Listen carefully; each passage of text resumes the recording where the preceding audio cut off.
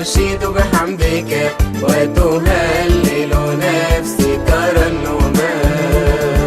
لك ينبغي التسبيح يا مخلص المسيح، ولك تهدي القلوب حبها الحق الصريح، وتغني لاسمك وتذيع برك وتعلي مجدك وسط ذا الكون الفسيح.